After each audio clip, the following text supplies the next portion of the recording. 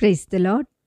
శ్రీమతి Charles Cowman గారి రచన నుండి ఎడారిలో సెలయేర్లు అనే గ్రంథము నుండి అనుదిన ధ్యానములు.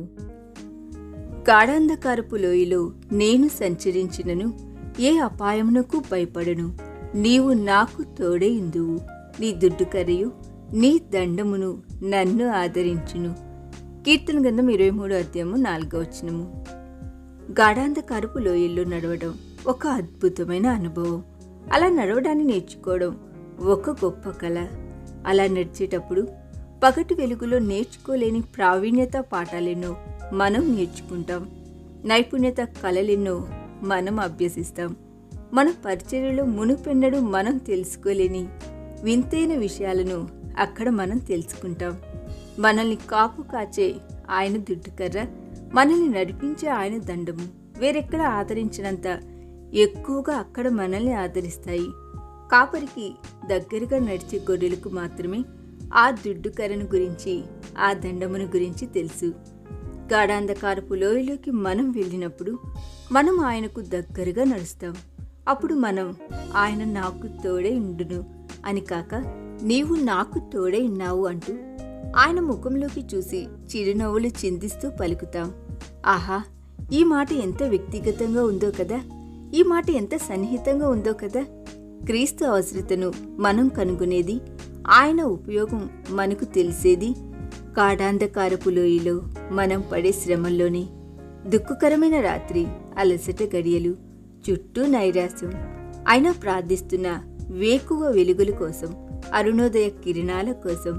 కానీ కమ్ముకున్నాయి కారు మేఘాలు, చుట్టుకున్నాయి పెనుగాలి తుఫానులు. బిగ్గరగా కేకవేశా, ప్రభు రక్షించు అని. భయంతో గట్టిగా ఆయన చెయ్యి పట్టుకున్నా. ఇప్పుడు నేను ఒంటరిగా లేను, ఆయనతో నేనున్నా. చిక్కటి చీకటిలో నడుస్తున్నా, చుట్టూ కీచురాల శబ్దాలు. అయినా నాకు భయం లేదు, ఆయన నాతో ఉన్నాడుగా. నేను వెళ్ళే దారి నాకు అపరిచితమైనదే, కానీ అది ఆయనకు సుపరిచితమైనదేగా. అడుగులో అడుగు వేసుకుంటూ మెల్లమెల్లగా వెళ్తున్నా. అంతలోనే ప్రసరించాయి వేకువ వెలుగులు. చూసేంతలోనే పారిపోయాయి పెనుగాలి తుఫానులు. కన్నులెత్తి దూరంగా చూసా ఆ మసక వెలుతురులు. కనుచూపు మేరలో కనిపిస్తోంది నా నిత్య విశ్రాంతి నగరం. నా మదిని పులకరింపచేస్తుంది, నా హృదిని పరవశింపచేస్తుంది. సులువైన సమయాల కోసం ప్రార్థించుకు, కఠినమైన సమయాల కోసం ప్రార్థించు. శ్రమ సమయాలలో అవసరమైన సహాయం కోసం ప్రార్థించు. నీకు కావలసిన గుండె నిబ్బరం కోసం ప్రార్థించు. నీకు అవసరమైన బలం కోసం ప్రార్థించు. నీ అడుగులు తడపడకుండా ఉండేందుకు ప్రార్థించు. సులువైన పరిస్థితుల కోసం ప్రార్థించకు.